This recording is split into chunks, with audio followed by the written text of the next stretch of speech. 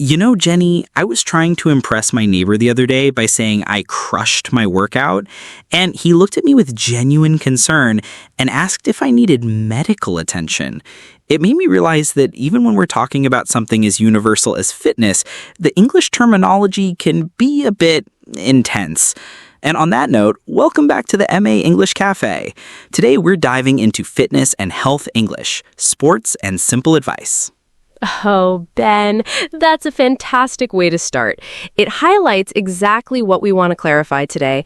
We're not going to be throwing around complicated medical jargon or recommending extreme fitness plans. Instead, we're focusing on simple, everyday English you can use to talk about sports, exercise, and generally staying healthy.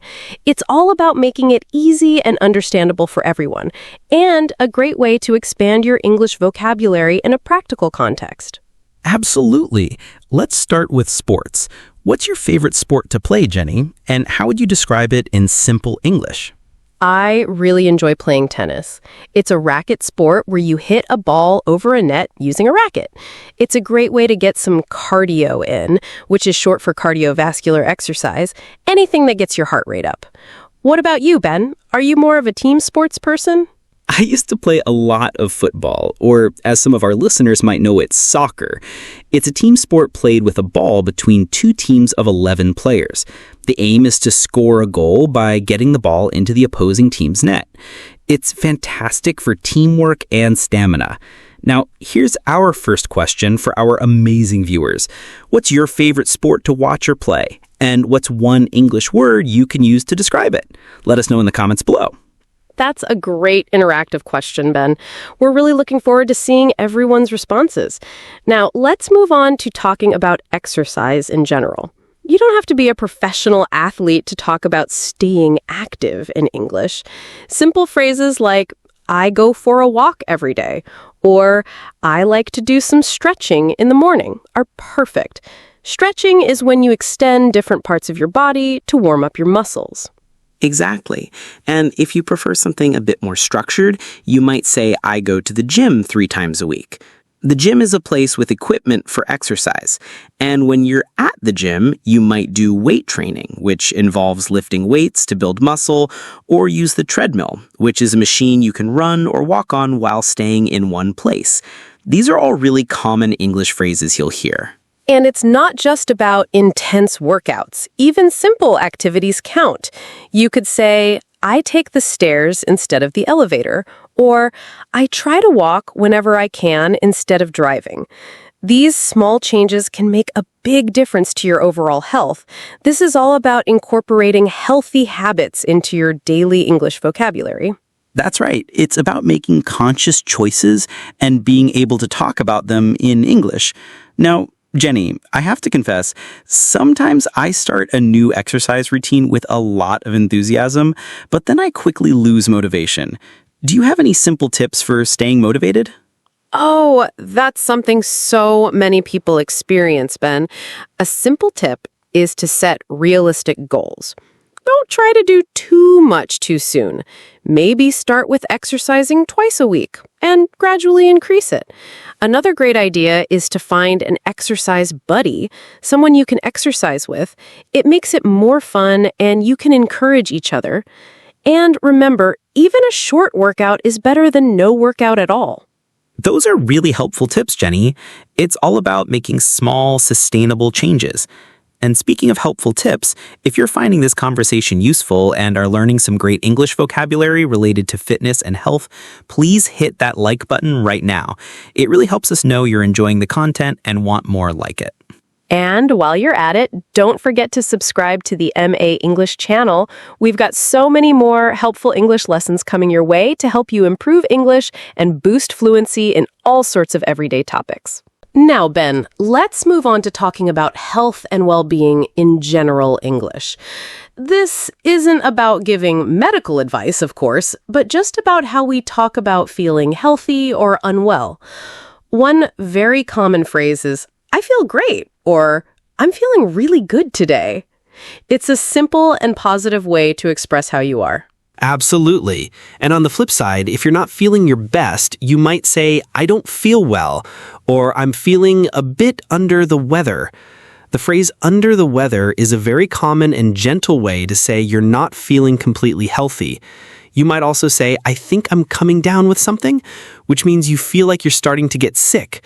These are crucial phrases for everyday English conversations. And when you have a specific issue, you can use simple phrases like, I have a headache, or I have a sore throat. A headache is a pain in your head, and a sore throat is a pain in your throat, often when you swallow. You could also say, my back hurts, or I have a stomach ache. These are very basic but essential English vocabulary for talking about your health. What about seeking simple advice? You wouldn't ask for medical advice on our podcast, of course, but you might ask a friend, do you have any tips for getting a good night's sleep? Or what do you usually do when you have a cold? These are common non-medical questions. Exactly. And if someone looks a little tired, you might ask, are you feeling okay? Or is everything all right? It's a polite way to show concern. And if someone tells you they're not feeling well, a simple and kind response is, I hope you feel better soon. It's a standard English phrase that shows empathy. Now, Jenny, let's talk a little bit about healthy habits. We mentioned exercise, but what about food? What are some simple ways to talk about eating healthily in English? You could say, I try to eat a balanced diet, which means eating a variety of different foods to get all the nutrients you need. You might also say, I try to eat plenty of fruits and vegetables. Plenty means a lot. Or I try to avoid eating too much junk food. Junk food refers to food that is high in calories but low in nutritional value. These are all great for your English speaking practice when discussing your lifestyle. And what about staying hydrated? That's a big part of staying healthy. Absolutely. You can say, I try to drink lots of water throughout the day. Hydrated means having enough water in your body. It's a simple but vital habit. And these are all great examples of simple English phrases related to health and well-being that our listeners can easily understand and use. Jenny, you mentioned quotes in our topic title. What kind of quotes are we talking about in the context of fitness and health in English? We're thinking about those short, inspiring sayings that people often share to motivate themselves and others. For example, a very common one is, no pain, no gain. It suggests that you need to experience some discomfort or effort to see results in your fitness journey. Yes. I've heard that one a lot, especially at the gym.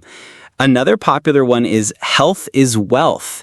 This simple quote emphasizes that your health is more valuable than any amount of money.